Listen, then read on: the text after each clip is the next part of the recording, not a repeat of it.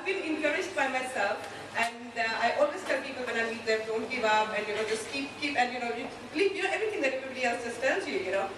One of my very good friends, Adnan, who's not here, there's some people who believe in you, and they always tell you, you got to do it, it's okay, it's fine. But still, it's at an early stage for me. I have lots of questions for the panelists, and I have a long way to go in terms of how to introduce myself. The same thing I think a gentleman here asked. How do you get the boutiques here to get interested in you? Because that is still an area where I'm struggling. And also to go global. And I think everybody is thinking, I think we all think alike, and we all have the same kind of questions. So I think my question is, okay, one more thing. I recently ventured into digital printing. So I made this whole, there's no design to it, it's a very simple pattern. But I did the whole thing myself, I made it myself. So the artwork is mine. I've made a couple of these in long and short ones, just, again, it's a captain. So I'll make it very short. I'll just ask my question. What really you think are the areas of opportunity within the local market? Somebody who's there, who feels who can do it, they've got a bit of positive response, from some of their clients that they might already be having. How do they go full force? How do they go and, just get it? I think you've got beautiful products. It's very, very colourful, very, just lovely.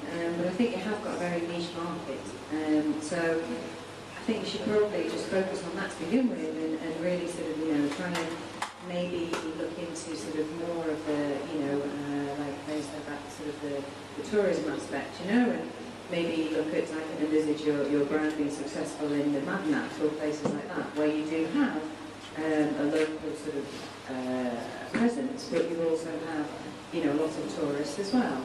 And I think that, to sort of take your brand to the next level, perhaps those sorts of places and shops are where you would be able to maybe raise your price level, because obviously in the Madinat, a kaftan like this, I don't know how much you're asking for normally, but I would say from what you might be asking for normally, you could possibly double that, or even more, because that is the retail price point in that type of environment.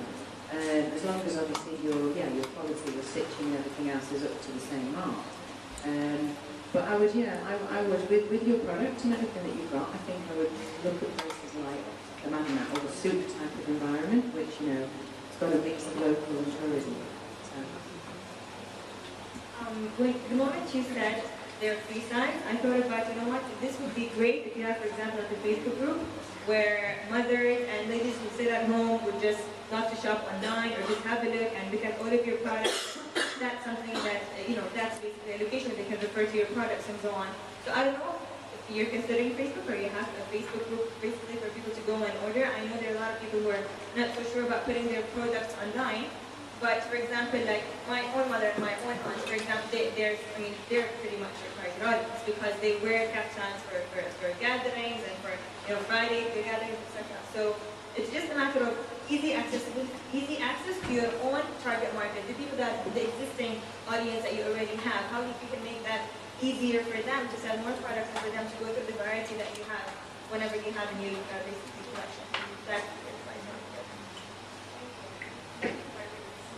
For your patience.